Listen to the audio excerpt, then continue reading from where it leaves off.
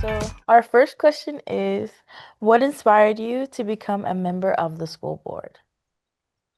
Well, so I actually was not thinking of running for school board. It wasn't on my life bingo card, but I worked in the schools as a family liaison for 26 years. And when I was working as a family liaison, the position that we had was classified as hourly part-time. And so I was paid by hour and it was part-time. And because of that classification, people that had that job did not get medical benefits or retirement benefits. And the law at the time said if you worked 40 hours, the organization that you worked for, whichever it was required to provide you with health benefits, um, and offer retirement benefits. So I worked 39.75 hours. So if you can imagine that, just a quarter of an hour short of 40. And I was in a lucky position because my husband had a job that did pay for medical benefits and had retirement, but a lot of family liaisons didn't have that, and we were losing a lot of very good family liaisons because they either had to find another job because they needed health benefits, or they had to, another job not in the school system, or they would tell their school, I can't do this job because of this, and if they were someone that the principal was like, I don't want to lose this person, they would offer them another job, like an office assistant or an IA, so that they could then qualify for the benefits. So during that time, I started to advocate in front of the school board and say, this isn't fair that people are working 39.75 hours. And just for that quarter of an hour, you're not paying them benefits. So a couple of us organized and started a campaign to get benefits for family liaisons. A lot of the school board members didn't know that. They weren't aware that they weren't getting paid benefits. It was like at that time it was like about a 7 year battle to get where we had to get to, but we did. And just now, actually, which is a lot later, the last round of family liaisons are now getting their benefits. So because of that, people on the school board got to know me and people in the community got to know me because I was an advocate. So then when the previous school board member, Tammy Derenak Koufax, was going to retire, she came up to me and said, Hey, you would be a good school board member. Why don't you think about running? And I was like, Well, I love my job. I never thought about it. But then I had a discussion with my husband and he said, Well, are you going to regret not trying it? Like, why don't you just try it? And I said, well, that makes sense. Maybe later on I'll be regretting that I had this opportunity to run and then I didn't. And so part of the reason that I decided to run was that our student population is almost 30% Latino, and we did not have a school board member on the school board that was a Latino that would help represent those families. And out of our 12-member board, 30% should probably be Latino, and they're not. There wasn't even one. The other reason that I decided to run is the job that I had was very unique. And I got to see a lot of aspects within what happens at schools, that I thought I could bring that experience to the table to help explain how things are done. Because when people are at that level of the school board, they make decisions, but sometimes they don't have experience in schools and don't understand how a decision may impact a school. And I thought that I could bring that to the table. So it's a very long-winded answer to my question, but that's kind of what motivated me and inspired me to do this work. That makes sense. Yeah. Um, our next question would be, where is the budgeting process now and what's the next step? Um, So we are in the budgeting process, and I will the budgeting process for the school system pretty much relies on us having to ask for money. Okay, we don't have, even though we're elected officials, we don't have a way for us to raise money. So in very many communities, this is the case. So our my counterpart on the board, who you have met several times, Supervisor Lusk, sits on the Board of Supervisors, and they're the ones that have the authority to raise funds, right? They're the ones that set property taxes, and those taxes go to fund all of the programming in the county. The biggest chunk of the money goes to the schools, but we also get funds from the state and we get some funds from the federal government. So we have to, when it comes to the budget, and I'm going to have Anna just put up the budget slide, the general one that FCPS puts out, so you all can see kind of how it works. And if you look, it tells you where the money comes from.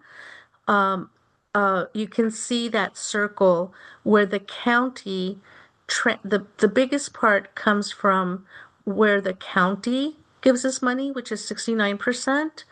State aid is about 20%. We now have the sales tax on meals, and that's going to be about 6.3%. And then you see very, very little is like 40, there's a percentage which is only 1.2% comes from the federal government. And then you see the city of Fairfax there, because we manage the city of Fairfax's schools and we have an understanding with them because they're actually a separate entity. They pay money into our school system because we manage that. And then you see that there's that 0.75% is other, and that usually is because of grants. So just for you to understand where that all comes from, that's kind of what it looks like.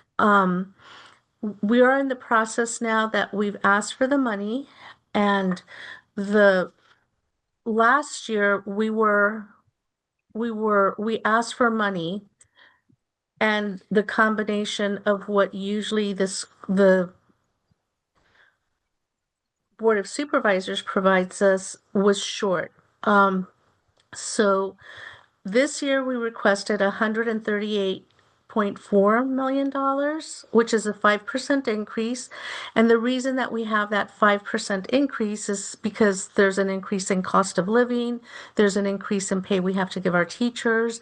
If we're doing repairs in the schools, there's an increase in all of that. But the county offered us only $118 million. So we're short $20 million from the county. Last year we had asked for 100.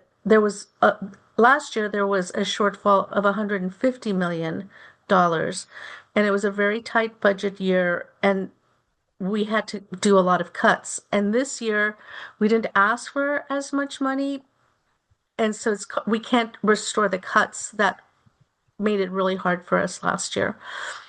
So I know these are a lot of numbers, but right now we're in the process where we're looking at a budget that we requested money and we're not getting it. So now, unfortunately, we're in the process where we have to look at cutting so that we can meet that need.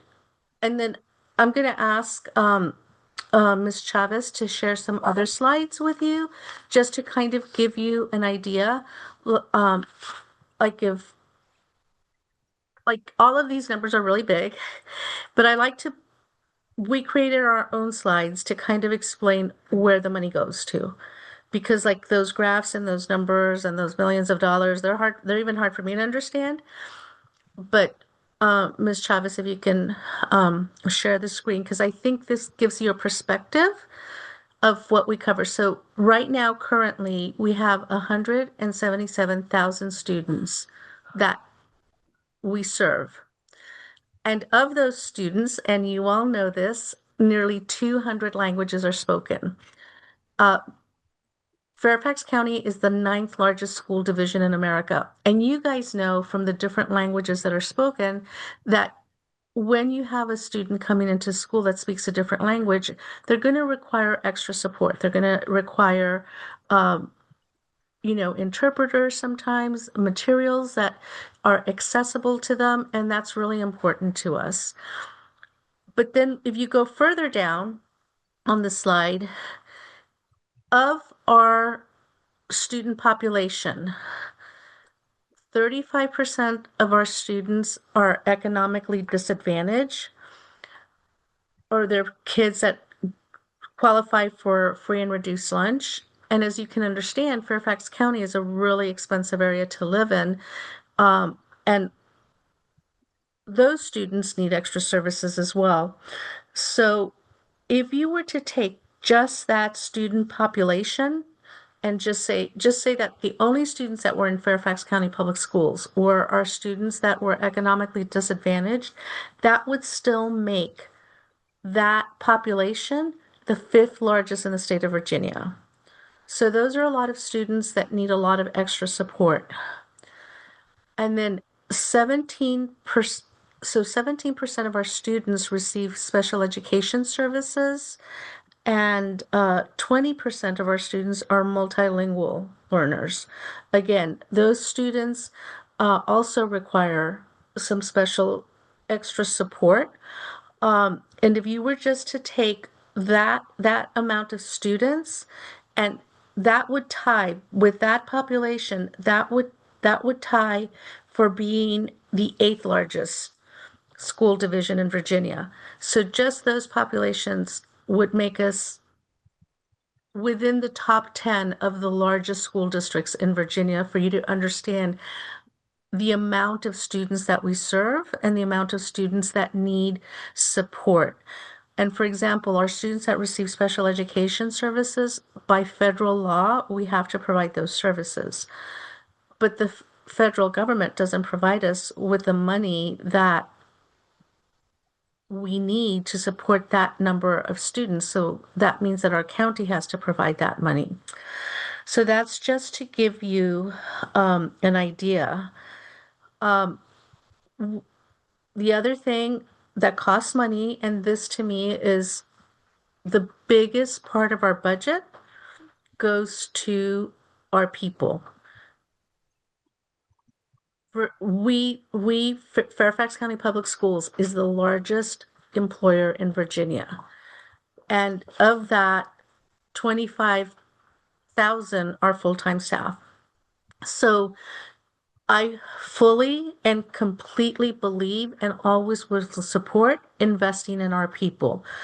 You all know that you have great teachers at Lewis, and you know that that's what makes an impact and a difference in your education.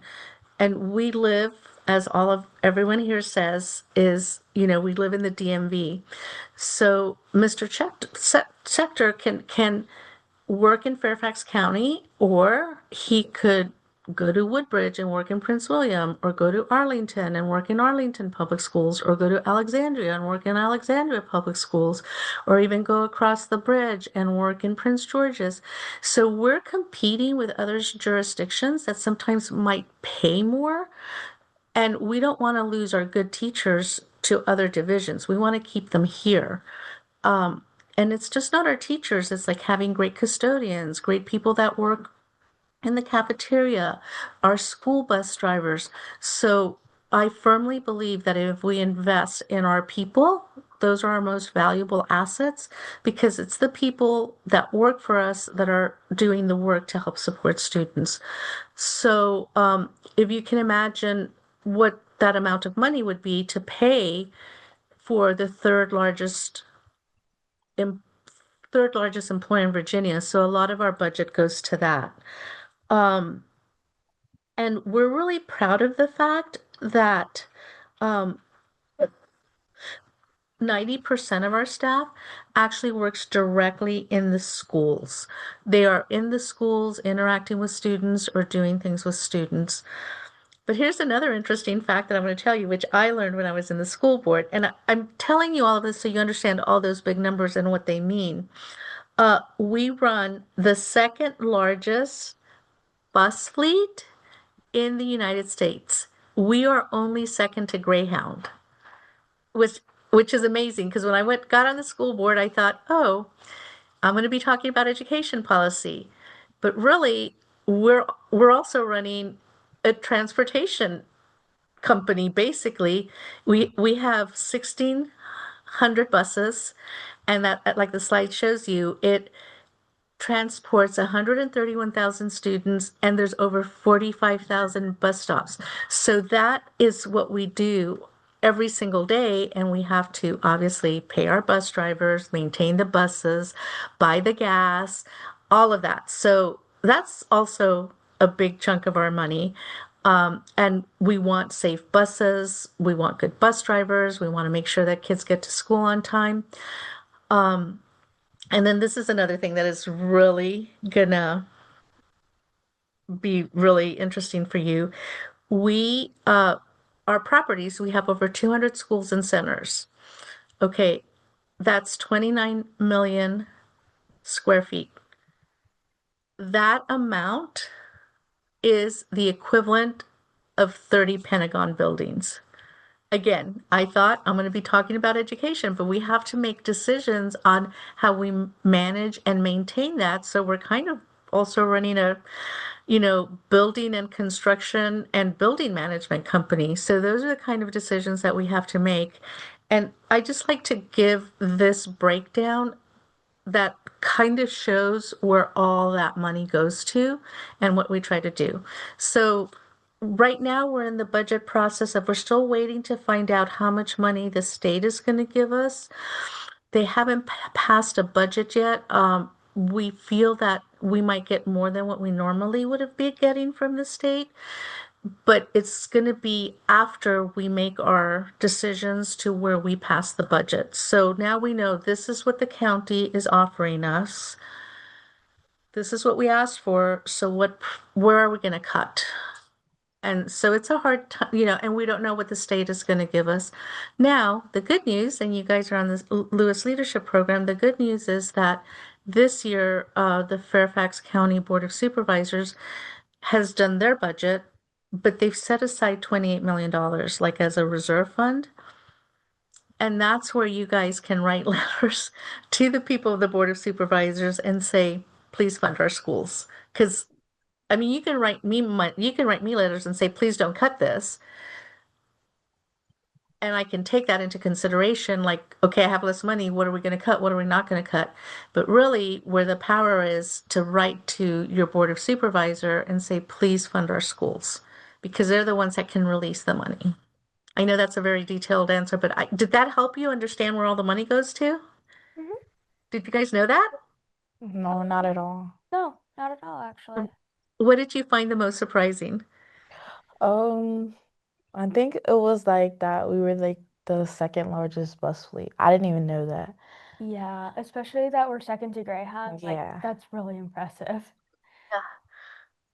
And yeah, and running it, it's very rare that we have. I mean, that many buses. Sometimes you do have a breakdown or something, but they pretty much run. And then getting kids to school on time is super important. Not having delays.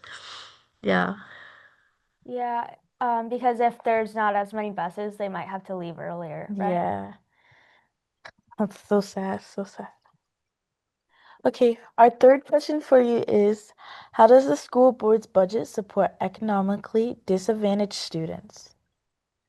So our budget helps support economic disadvantaged students, obviously with providing free and reduced meals, right? Our lunch program is one of those things. If a student is economically disadvantaged and has applied for and receives free and reduced meals, they also qualify for a lot of other services. For example, if you want to be in band or orchestra, it costs, a lot of money to rent an instrument from a private company.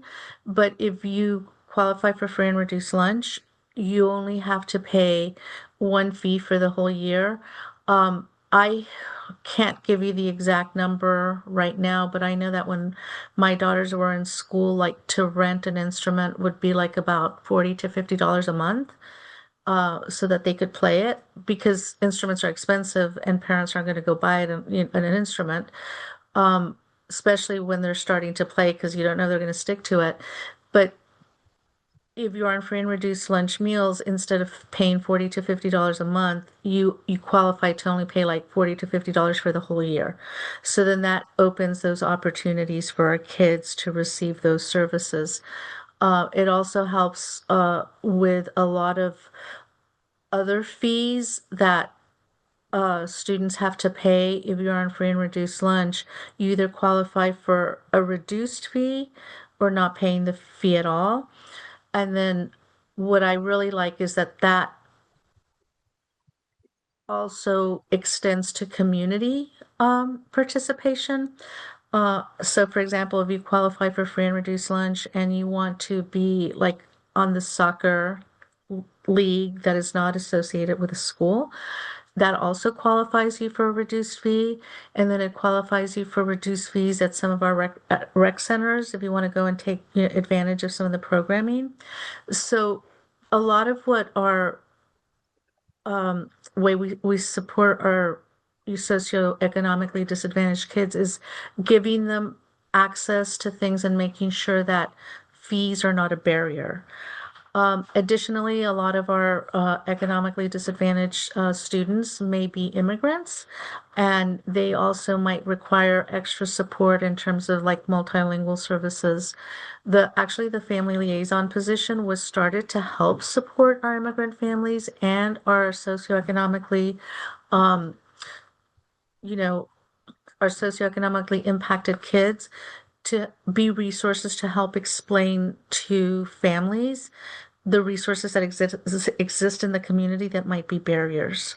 Uh, you know, and say, hey, this may not be a problem, but here's where you can go receive support on maybe rental assistance or a food bank or medical assistance. So uh, we have those positions in the schools as social workers, counselors, and then I mean that's like on a whole system-wide level. But with my years of working in the schools, what I really admire and respect is that we have so many teachers that really care for their students. And out of their own pocket, they will help support students. They'll see a kid that maybe needs shoes and, they'll make sure that that kid gets shoes. They'll go buy them the shoes or that a kid might need something specific so that they could do a project and the teachers will do it. And when I worked as a family liaison, like I knew a lot of the families and a lot of the teachers would come up to me and say, hey, I noticed this and this is going on with this kid. And can you reach out to their family and can you see if they could use this? And if they can use it, I'm willing to help provide it, but I want it to be anonymous. I don't want them to know that it's me. So I really have to say that our staff and our teachers, custodians have come up to me with kind of the same type of thing. So on a systemic level, we do a lot, but I think that again, going back to why we need to invest in good people is that our teachers really care or our principals really care. And if they see the need, sometimes they even step up to the plate to provide it. That makes a lot of sense, especially since a good majority of the population, especially at Lewis, is disadvantaged in many ways. Yeah. But you also have a lot, you have to have I always say a lot of the disadvantages we have um, will help us be stronger in life. And I know sometimes it's like, why do you have to do that? Why do you have to go through hard times to be stronger? But oh, the other thing that I didn't mention is we also have, from starting at a very young age, we have the Head Start program, which means that kids that are from economically disadvantaged families can go to preschool for free in Fairfax County in the Head Start program. And a lot of preschool programs cost a lot of money and people can't afford it. But people can apply and the only way you can get in the Head Start program is if you are economically disadvantaged.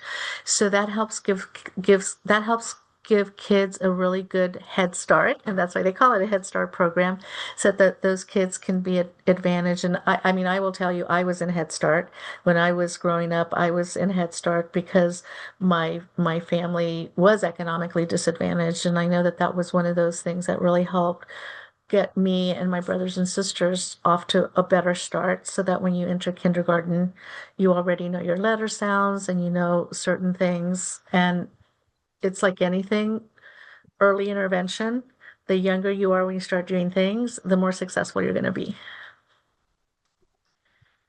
Um, Thank you so much for that. Our next question, I know you mentioned this a bit earlier, but what items in the budget would be beneficial to Lewis High School or the Lewis community that you're afraid could get cut if the schools aren't fully funded?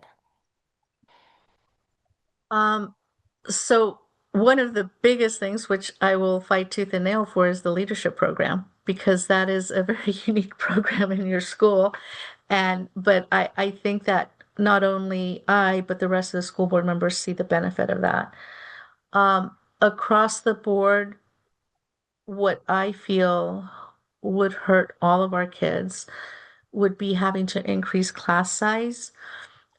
Fortunately, that is not a problem at Lewis. I know that a lot of you want more students there for a lot of reasons, as it should be. But the opposite, like, when I talk about when there's a disadvantage, sometimes there's always also an advantage. Like an advantage to you is that you have smaller class sizes. And having that smaller class size of less students per teacher means that best practices is you get a better education. If one teacher is teaching 10 kids versus teaching 30, they're going to be able to give more attention to 10 kids versus 30. The disadvantage for you guys with that is sometimes you can't offer certain programs because you don't have enough kids to fill up the classes. And so I understand that that's a need and that, that's really important. But I always try to look at what's the flip side of it. What's the flip side of that disadvantage and how can we turn it into something good? And you guys have, so one of my biggest concerns are that we may have to increase class sizes across the board. Um, we have, in the elementary school, we have an advanced academic resource teacher that we may have to cut, like we put one every school, we may have to cut that. We also have in our special ed department, we have special education chairs. We may have to cut that. And all of those things really concern me because I think that those positions give access, again, to economically disadvantaged students. Because a lot of times our advanced academic students, um, or wait, let me kind of wind back and say a lot of times our economically disadvantaged students are not identified as much as students that aren't economically disadvantaged, even though they could be in advanced academics. And again, our economically disadvantaged students sometimes that have special needs are either misidentified or not identified at all. So that's my concern. When I came onto this board, what I really wanted to do was make sure that we could provide more social workers or counselors or psychologists because in my job and in the work that I do understand that there's more to just academics. There's that social emotional health for our kids.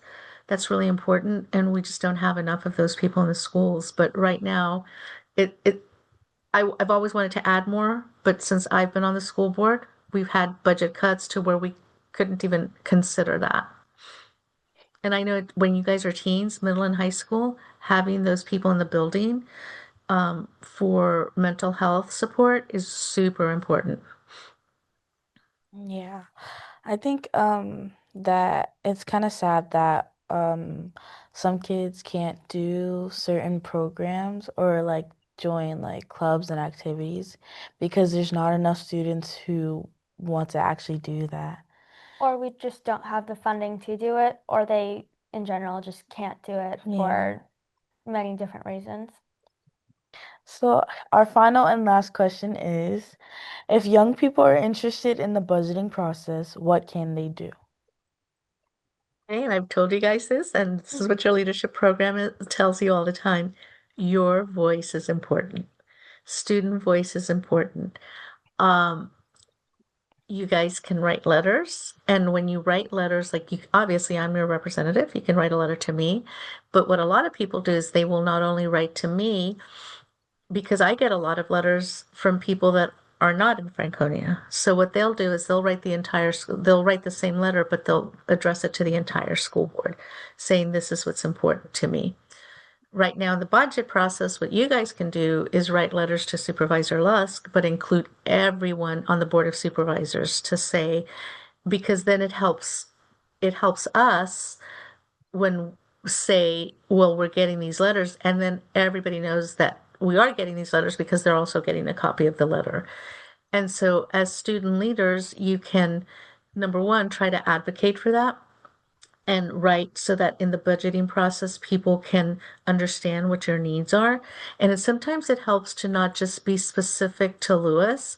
It helps to say, young teens at Lewis, this is happening, but we know that this happens at other high schools too, because other high schools have these issues. And if you could find, there's power in numbers. If you could reach out to other high schools and find kids there, because then that's going to even be more powerful to say, oh, the kids at Hayfield are saying this, the kids at Edison are saying this, the kids at Mount Vernon are saying this, the kids at Westport are saying this.